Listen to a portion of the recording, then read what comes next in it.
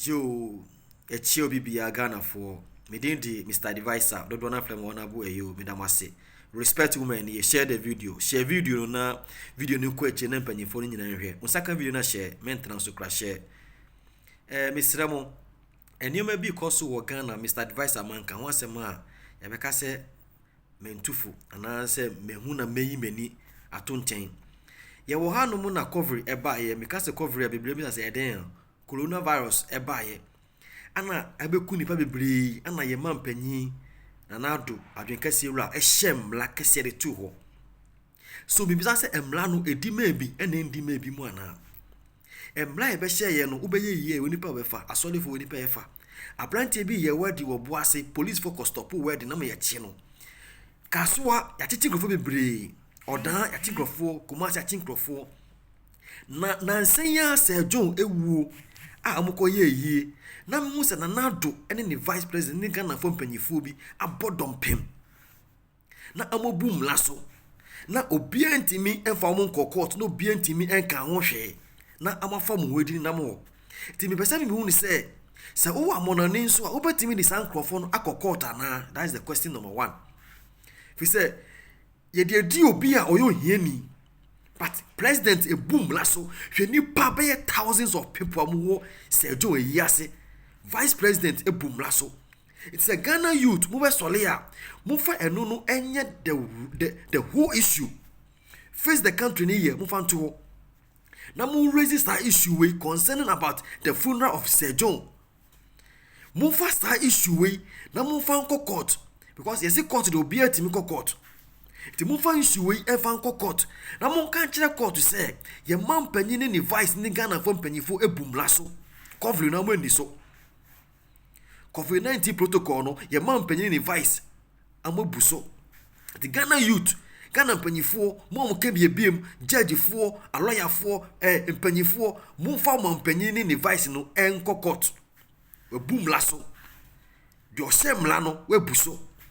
So obi atimi akoye warden e wa sori dem na sia che no na obi atimi akwa sori dem na sia be che no osofo ye ko che no asori dem oso no de ya lebie ni wo o ya so ye ko che no police car be si wo ye che ni tun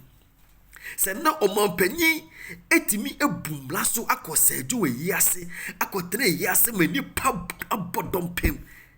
ehwe na nado vice president ne ne yire eni mpanyifo Ghana fo mpanyifo eti Ghana youth mufa Sergio ebusuafo ni Sergio enfanko court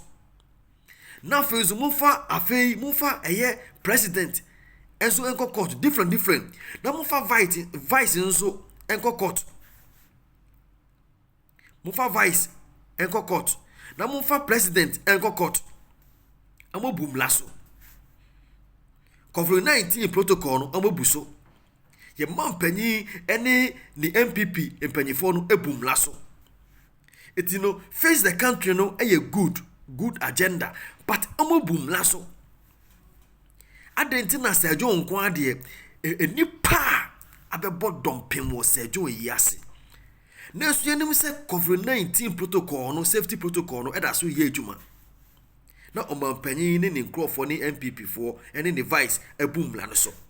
It's Ghana youth mo betimi akọ court without yibia mo ma se court di homo bia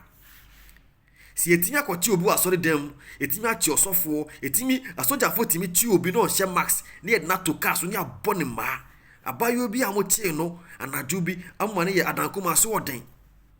ti o man panyin no emla na ndi nana vice emla na ndi nana Sergio emla na ndi nana adenti na Ghana emla ni bi ekra nkrofo bi na bi emla ni bi nkra nkrofo bi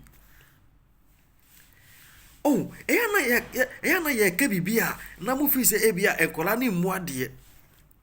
na so panyi tim betena radio so TV so edidi atem me kan kosi ye wura Kennedy Japan tim be didi atem didi Mahama atem na nsen video bi a me hweye o se Mahama vice oyi no maame no onim dressing maame nim dressing no also share mama no airport in pabo e share mama no ni papa kuto mama ni nim dressing Kennedy neka it is a Kennedy say mama ni dressing as a de bia didi mama na tem dia be ka say ke wa wan ka say yi pa mama ni chow oyo ba pa ni chow na dia wo ye ni nye na ken wo sika wo but sometimes wo dressing no enko yie se Ghana fo nka nkyere wo de amaka kire se wo dressing enko yie because wo sika pa wo betimi ato ahye but enko yie emfata wo ye bia nsiso dressing nsiso enka no humpo na nsiso but what made the deal about besi atem nanti wani nso ade nto ba oda wachi eni nkola wale eni nkola oni omunamui na wo di oba atem as a vice president na atem say the dress nye na ne pabo akra ye pabo tantantan timidie Ghana youth e make akira mu say vice president ni president no amafom Ghana fo ti de wo say mo ye no mo raise obi atimi court dem won no obi atimi ra ho di na asem court no obi obe register issue we so I hope say amo munimu de no so no ebe kon am musaka video na share video no share video na nko akire share no mu ntunye bi hwe ye de emedi di atem